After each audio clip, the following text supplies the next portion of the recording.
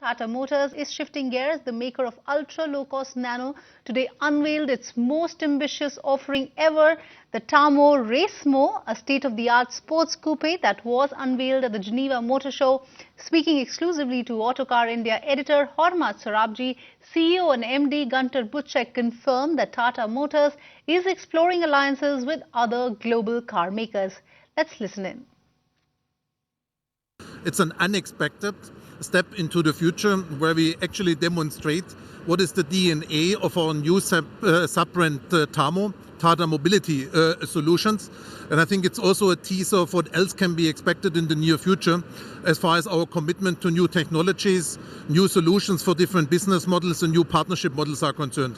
So what I understand, this is more an incubator for new technologies. That's really what this car represents. And all the new tech we'll see will be under the TAMO brand. I think it's not a car which I would consider the incubator. I think TAMO, as you said, it's a sub-brand to accommodate these new mobility solutions on a low investment and low volume approach in order to provide a proof of concept, not by a prototype build, but by a significant number of products which we actually deliver to the customers, where we get engaged and keep engaged with the customers to collect their experience. And as we actually see the proof of concept, we take these concepts to the next level and are going to bring it to the mainstream, to the volume of our productions. So it's TAMO, which I consider the incubator. Racemo is the first product of TAMO as a sub-brand, and as TAMO of a separate, we call it a ring-fenced vertical, so a separate unit within Tata Motors in order to enable us to bring ideas much faster to the market. If we just take the Racemo, it's actually a bit more than 2 years at the point of the first delivery expected by the end of the year, while our normal product development cycle from the concept approval all the way to the market launch is normally 48 months. So you've cut around half the time. We actually cut it roughly to half. And I think for the future, since lots of developments have gone into the Racemo as the first car, also using the new technology, which we call MoFlex MMS, which is a sandwich kind of composite construction, plus the fact that this is the first connected car of India. So lots of parallel developments and new innovations have gone in these 24 months in the Racemo to be delivered, as I said, by the end of the year. So I think in the future we should have the opportunity, since the principal concept of TAMO as a platform is confirmed, we should actually be even faster. But, Guenter, this car is all about low volume. That's what it is. And I think your problem really is scale right now. So to me, it looks at a little odds at what you really need to achieve, which is high volume and a lot more scale, because Tata Motors essentially is geared for that. You're doing about 12,000 units a month, which really doesn't give you the necessary scale. So my thing is, do you think this is a good direction, but should this be the focus? Because scale, volume, that's what the company desperately needs now. I actually would like to remind to an event that was performed on the 2nd of February, which was not just about TAMO, it was actually about the passenger vehicle strategy of Tata Motors. And you might recall that we said we have actually two strategic directions. The one is pretty much what you have just mentioned. How can we create economies of scale? How can we reduce complexity? And how can we actually prepare for higher volume, spreading our wings across different market segments and actually embarking on a profitable growth path? This is what we are going to accomplish as of 2018, end of 2018, with the launch of the first model on a platform which is called Advanced Modular Platform. There's another platform going to be launched more or less at the same point of time, which we have the Q5, where we have not disclosed the details yet. But this is the way where we actually take care of our volume growth, of a profitable growth, creating economies of scale.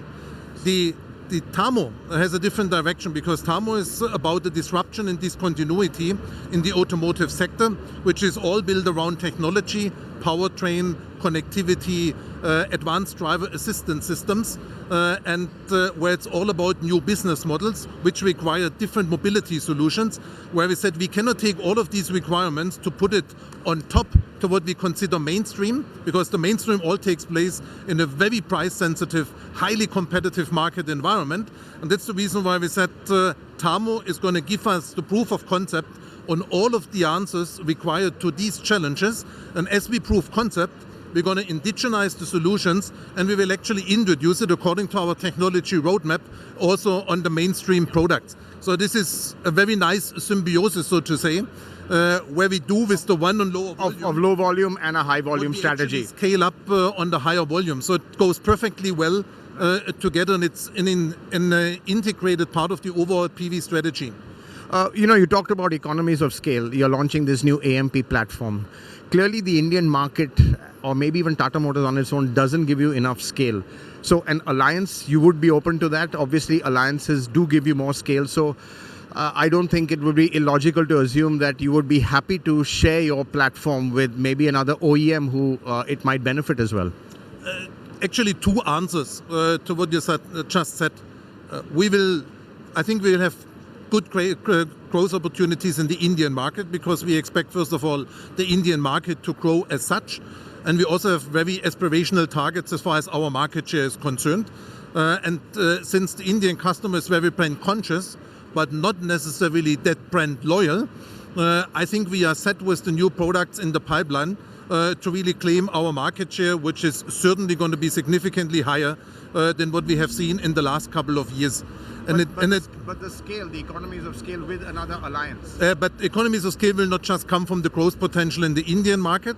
That's the reason why we have a next angle of attack, also an international strategy, because we think our future products, since they will be enabled also for left-hand drive markets due to the modular structure, we see an opportunity. And the third one is pretty much what you are fishing for. Yes, we are testing the AMP acceptance already for a longer period of time with potential strategic collaboration partners in order to bring their platform or their volumes also on the AMP, to leverage the AMP to a larger scale, which would give us significant cost-saving opportunities, improve competitiveness, and again, at the end of the day, it would give us the chance to profitably grow with the passenger vehicle business and to make it a financially self-sustainable business. So thanks, Guenter. You've officially hinted that you are looking at another OEM for an alliance. Thanks very much for that. You just hinted. I've not said you said that. But so obviously economies of scale, very important. But looking forward and just winding down, this all looks great, to be honest, on PowerPoint, paper, and even as a show car over here. It's not PowerPoint anymore. It's not a show car, by the way. Well, it's a production car. But the point I'm trying to make is execution has really been one of Tata Motors' biggest challenges, because a lot has been shown, but by the time it gets to market and the execution, there's a big gap over there. Do you think that's your biggest challenge right now? It's one of the challenges at Tata Motors. We have taken a couple of measures. First of all, we have strategically realigned the entire organization with the newly determined mission statement, vision statement, the values all translated into target agreements for all the individuals across the entire organization. We are going to be ready with a new organizational structure, with a much flatter structure, 5 as opposed to 12 levels in the management structure today, which is going to reduce the complexity of the organization, which is going to bring faster decision making to the organization, so that I think in the future we are going to deliver not only on time, I think we are going to deliver according to the requirements which are effectively set by the very dynamic market environment. On top, we have a strategic game plan. We call it improvement by action, or short impact, where we have determined a total of roughly 15-16 projects. 10 have already been launched or got launched last year in September, and all of these projects have taken speed, have taken momentum, have created momentum of change in the organization, and have already delivered significant improvement opportunities on the baseline, also in terms of agile cost management, but even more so as far as our growth perspective, as far as the top line improvement is concerned. So therefore, I'm pretty confident. But all the measures we have launched, we actually going to bring Tata Motors back into a self-sustainable operation, which is going to be less exposed to the volatility of the Indian market. So that means going international. Obviously, international is what I understand, and what I'm hearing is international is a big focus, because you've really lost a lot in international markets. So with the AMP and the new products, you are looking at left-hand drive versions for these markets. So that's really a big investment and a big commitment. It's a big commitment for the reasons I have just mentioned from a strategic point of view, which is largely around the scale effect, but it's also a question of the brand position. Because, as I said earlier in my speech this morning, if you can manage the Indian market, which is generally considered the most demanding automotive market in the world, then you are ready for the rest of the world if you have the right products.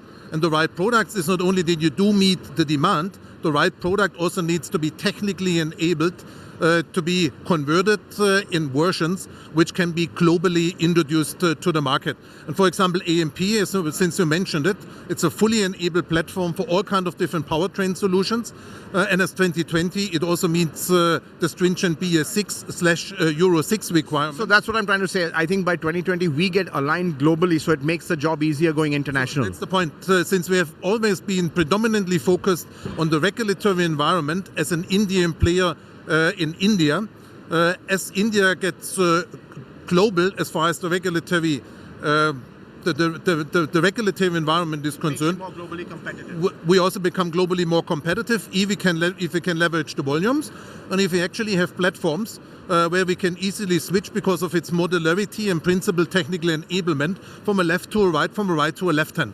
So therefore, I think we have a very strong product offering, also taking advantage of the cost structure in India, in particular if we can leverage the volume to actually go global more aggressively. Last question, Guenter. This is really the glamorous part of the business. The not so glamorous but the very profitable part of the business is the M&H CV. Obviously, we don't hear about that because it's really not glamorous enough to report about it. But what's being done on that? Because that's where really it's a big challenge. You've lost a lot of market share to Ashok Leyland. Is a lot happening in that area? Can you just share what's going on there? It's good that you mentioned it. It's not all the activities in the M&H CVs on the commercial vehicle side. It's not only less visible because it's less glamorous, it's to a large extent a business to business, a B2B, a business where we run lots of activities with our customer, with our dealers, with our individual customers, with our fleet customers, with our key account customers on the product, but even more so as far as the services are concerned, in a very intensive way. In order to stop losing market share, but even more important, to actually reconquer the market share.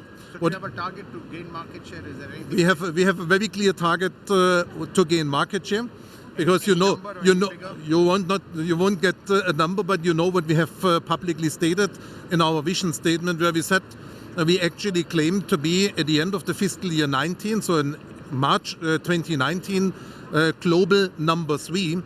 In the commercial vehicle area, and lots of things need to happen in order to actually meet the goalpost we have given ourselves.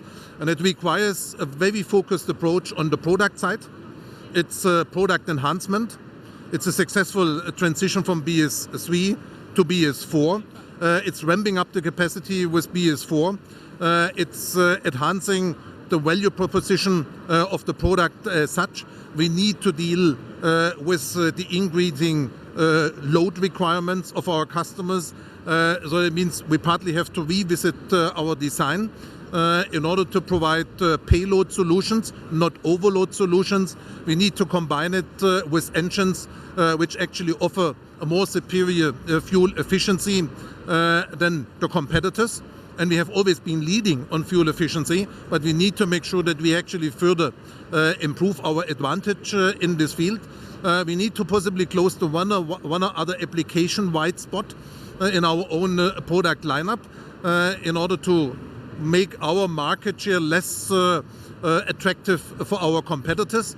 And at the end of the day, we really have to align our entire sales force from sales headquarters with delegated authority to the regions, from the regions to the dealers, and the dealers with the support of the regions to a very effective key account management in order to actually manage lots of, as we call it, micro battles, but where the sum of the micro battles is going to help us to really get our market share back and to take a very strong position in the commercial vehicle market environment. By the way, globally as well as internationally, because we think with our product portfolio, which ranges from 1 ton to 49 ton solutions, we are not only the only ones who has the full product lineup, I think we also have the most competitive product lineup, also in terms of international business terms. Find us on Facebook at facebook.com/etnow and don't forget to click the like button. You can also follow us on Twitter at etnowlive. To stay updated with all our programming, hit the subscribe button on our YouTube channel by logging on to youtube.com/user/etnow.